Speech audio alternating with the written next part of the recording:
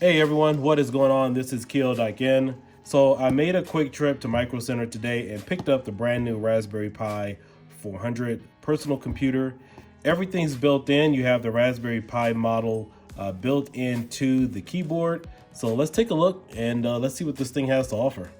So as you guys know, this device retails for $100. It comes with the Raspberry Pi 400 computer, which is built inside the keyboard.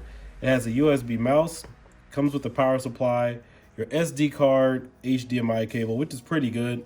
And obviously it comes with the beginner's guide, and it comes with everything except the TV or the monitor. Now, a lot of people thought this was an individual model, but apparently this is an upgraded model to the Raspberry Pi 4. A totally different model because it has a stronger processor. I believe the base clock on this is 1.8 gigahertz. So it is a quad core processor built and clocked currently at 1.8 gigahertz. And so what we're going to do today is we're going to also get into some Sega Saturn emulation. I want to compare this to Supreme Ultra to see how it performs. As you guys know, that hasn't come out yet. And so I want to see if you, first of all, if you guys do want to reference what this operating system looks like, make sure you can take a look at some of my other videos for the Raspberry Pi operating systems. But this is a pretty cool device. Now, there are some other websites you guys can go to. You can get this for 79 bucks. It doesn't have everything included, but if you want this all around nice package that has everything built in, it retails for 99 bucks. So let's go ahead and open up and let's see what it has.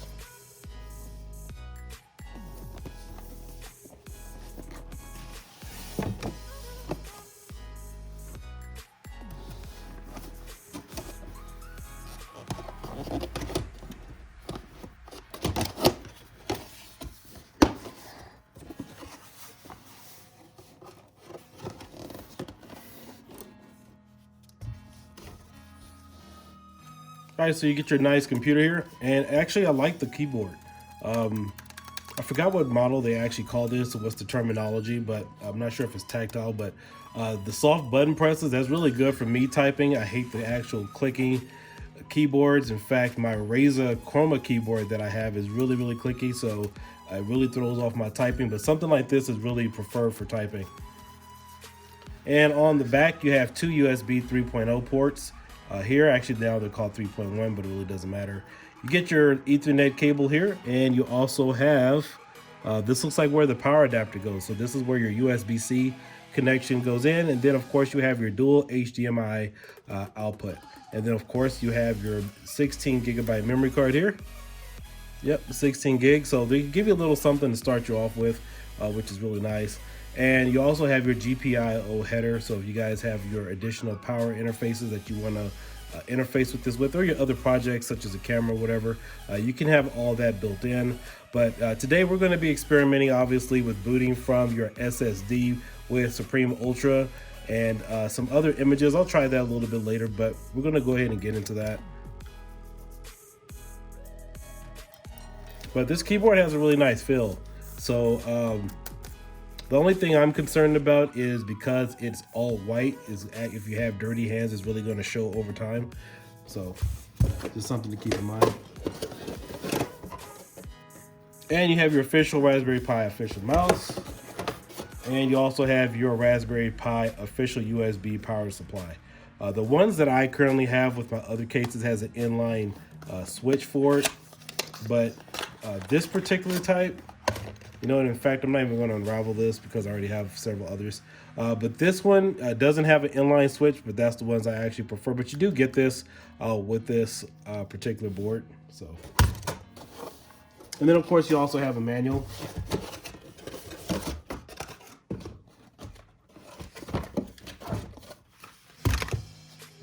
You have your HDMI connector. So this is really good. I know a lot of people really don't have these, and I know when the Raspberry Pi came out, a lot of people had to start stocking up on these because these really aren't used too much, except maybe if you have a GoPro or something. But yeah, it's really nice that they came with these. And then of course you have your instruction manual, and you also have your SD case for your SD card, your SD adapter, and then of course, and this manual is pretty thick. I believe the original value on this is somewhere between 16 to 20 bucks. So this is the official Raspberry Pi beginner's guide.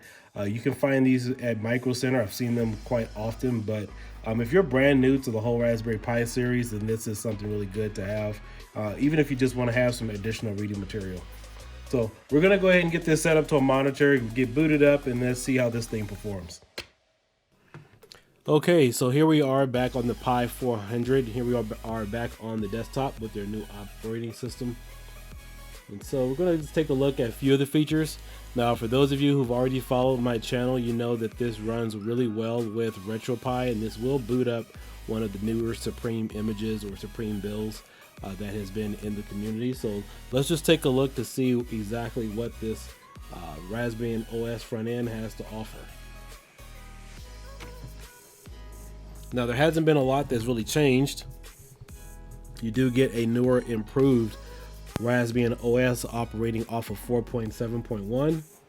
You do have a few apps here called BlueJ Java. You have Ginty, Greenfoot, Mathematics, Scratch, Scratch 2, Scratch Sense, Sonic Pi. And you also have your basic Office, LibreOffice programs here. And you have your Ethernet connection that'll give you your Chromium browser. You have sound and video. You have a VLC media player, graphics, games, accessories. You have Raspberry Pi diagnostics, SD card copier, task manager, and terminal. Debian. So you have a lot of programs that are already on here that you guys are familiar with. Now, one of the reasons why I personally picked up the Pi 400 is I wanted to test and see how some of the newer games would run with RetroPie. So again, I did test this with the Wolfenos 1TB image using a USB Samsung T7 drive, and so I know a lot of people have been looking to see if the Pi 400 gives them better emulation for a lot of the older retro games. And unfortunately, it's still not there yet. I did try to play Die Hard with the game. That was the first time the Pi 400 or the Pi could handle that on RetroPie. And also ran Dreamcast. All the Dreamcast games run fine, but I also ran Sega Saturn. And with Sega Saturn games, they were still a little bit laggy, especially games like Virtua Cop or games that really required a lot of 3D rendering. So unfortunately, the Pi performance overall is still not there yet, even though this one has a stronger processor. So with that being said, let's go ahead and take a look at some of the YouTube videos, and let's see what kind of benchmarks we get.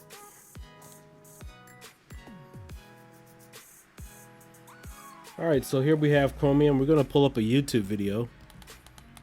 And one of the my personal favorite videos I love to pull up when I do this test is my DJI versus Traxxas video, because there's a lot of motion rate in that video, and I believe I have that game scaled to about it's actually rendered in 4K, and I believe I have it showing at 60 FPS. Now, unfortunately, the Pi still only shows up to 1080p. It does not show 4K.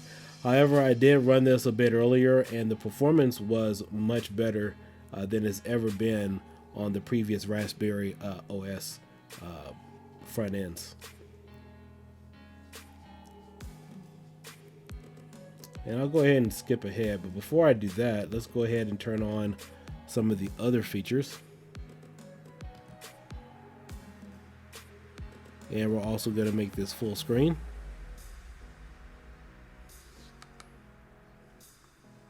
We'll turn on stats for nerds.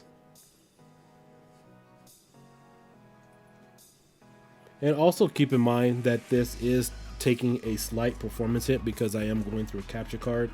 Again, if you guys have seen my other previous videos, the Pi, for whatever reason, and maybe some other devices probably is affected by this as well, but there is some video delay when you're running the HDMI through a capture card instead of directly to the TV. So we're going to go ahead and play some of the video footage here. Go ahead and fast forward it.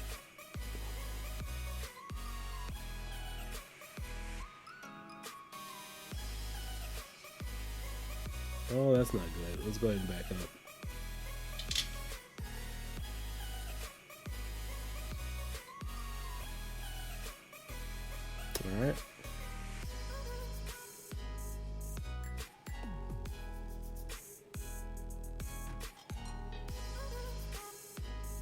And for the time being, I'll just leave it minimized for right now. But again, this is performing much better than their original. And we can go ahead and play the music too, it doesn't matter. I own all the licenses for the music. All right.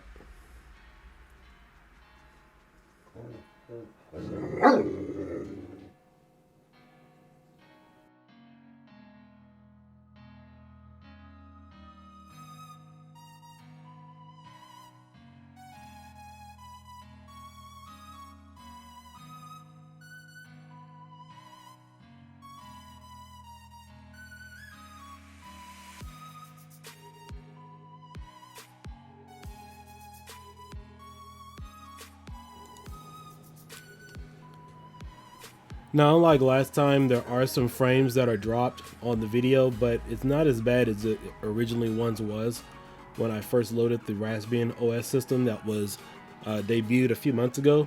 But honestly, it's really impressive. And if you keep it in this format, if you keep the screen small, it's really fine. Now, you really won't have any problems with the video playback on this Pi 400 unless you maximize the screen.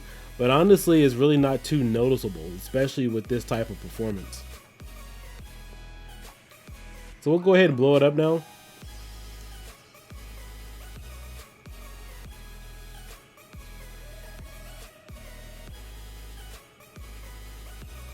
Still takes a little while for it to process. And there you have it.